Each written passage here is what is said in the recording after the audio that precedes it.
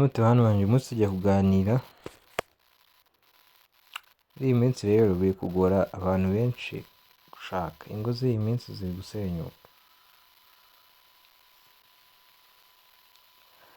ziri gusenyuka kubera ko abagabo babuze ubwenge bwo gushaka abagore bazima, ariko n'abagore bashatse akaba nabwo hari ikintu babakurikiyeho.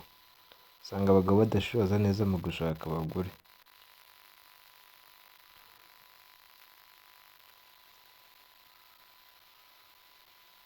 Akenshi usanga umugabo iyo agiye gushaka umugore nta kintu yitaho, apfa kuba afite amafaranga ye, akareba umugore mwiza kuri phenotype, ubwo ni umugore mwiza,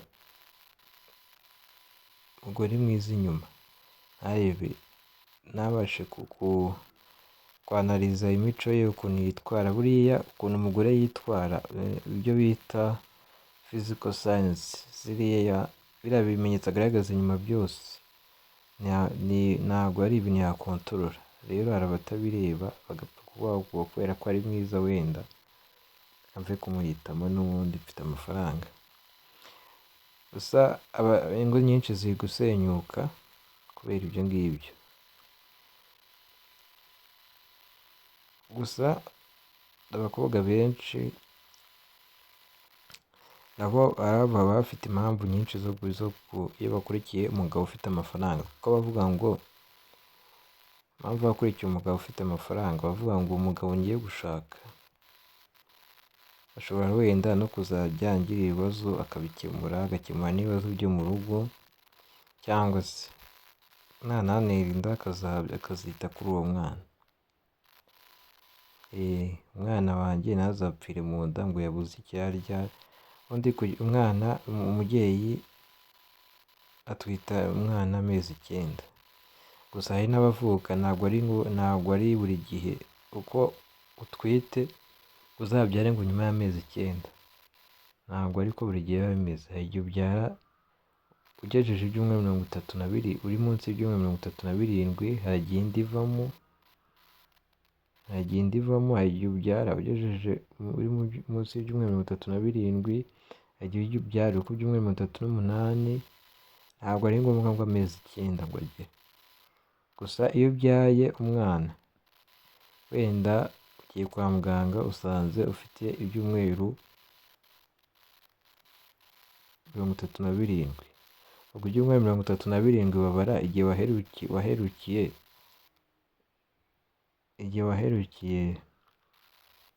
uherukira kujya mu mihango. Ni ibyo bita RMP, ubwo ni last menstruation period. Iyo uherukiye kujya mu mihango nicyo babara. Ubwo guhera icyo gihe kugira ufite amezi 9, nako kugera ku byumweru ugezeho nibyo bita gestational age. Ni ibi byumweru by'itwita, nibyo babara. Rero ushobora kuzabyara umwana atagejeje igihe. Icyo gihe kwa muganga icyo wamufasha ni uko wamuha umuti bita dexamethasone kugira ngo arinde ibibabye byo kutazakura neza, ibyo bita lag maturity. Rero biragoye kubona umugore ugukunda bya nyabyo. Buriya umugore aza gushakaho ikintu, iyo akikubonyeho ashobora no kwigenda, ashobora no kwaka divorce akigendera, kuko umugore aba abona bakunda abasore bafite amafaranga. Rero abasore mushaka amafaranga, nta mukeneye kuzabona abagore, kuko nibo bikundira. Ikindi, buriya umugore ashobora kuba agukunda, ariko ashobora kuba agukunda agendeye kuri future yawe. Akavuga ngo ukaba uri umusore wenda udafite amafaranga uri aho ngaho, ariko akabona future yawe ushobora kuzavamo amafaranga menshi kurusha uko ubu ngubu umeze. Akaba ariyo mpamvu yatuma agukunda, cyangwa mugahita munakora ubukwe kuko abona ko ufite future nziza. Uri umusore uri serieux, ugira gahunda, udakunda kujya mu ba ex cyane, ufite imico myiza muri make.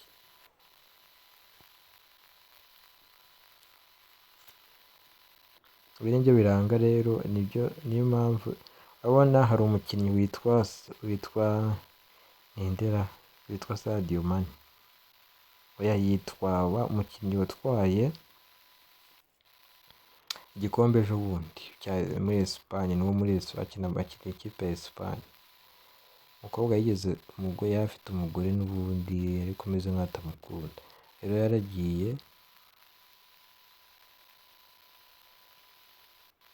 uwo mugore ubwo ikintu yashakaga hari igihe ahubwo hari n'abagore baza bagamije kuzakurira imitungo ahubwo ari kugira ngo zanayikwambure usigarire ubusa kandi ari we wayimushyizemo. Ibi ngibyo umugore yashatse gukora mu Burayi ngo agiye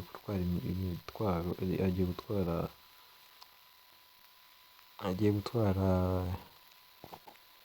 imitungo,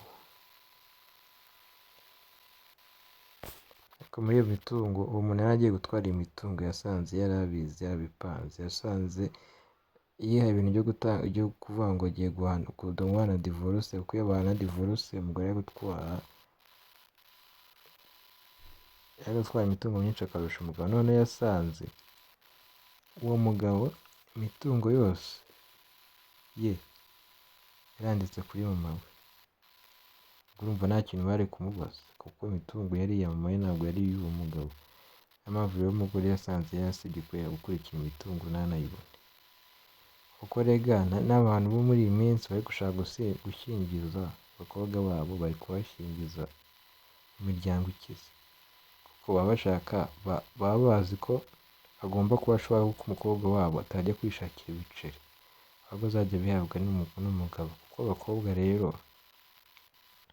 abakobwa niyo wamushaka mukamarana nk'imyaka 2, imyaka 3 mwarigeze gukora dating, mwarigeze gutitanaho, buriya aba yumva icyo gihe agikumbuye, aramutse abonye nk'akandi gasore kari aho ngaho bihuriye mu nzira gagira story, ako gasore bashakana, ariko ntabwo bashakana, ariko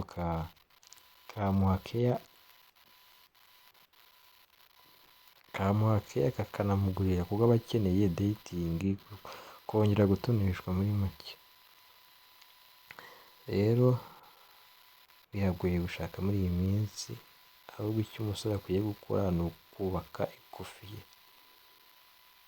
Ntabwo uvuze ngo abantu ntibashake, ariko bashake bashishoze, keretse n'abashaka ko ingo zabo zizasenyuka hakiri kare.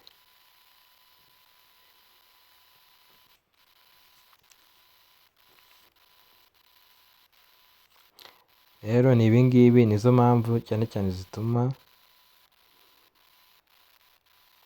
abakobwa batandukana n'abagabo babo, ngo ni imitungo gusa.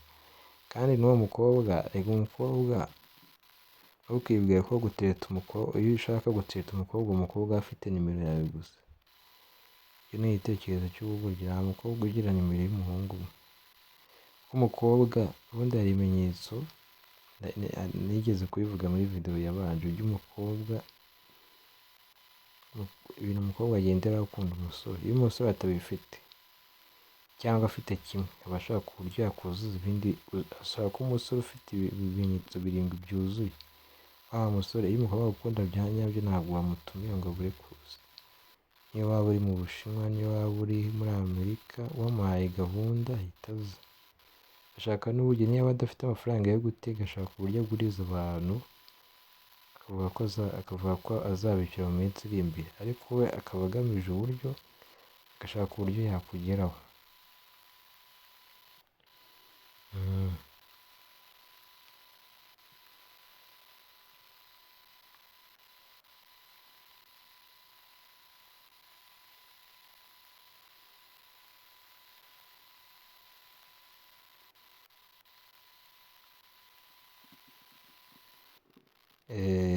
Rero ibingibi twari kuganiraho uyu munsi.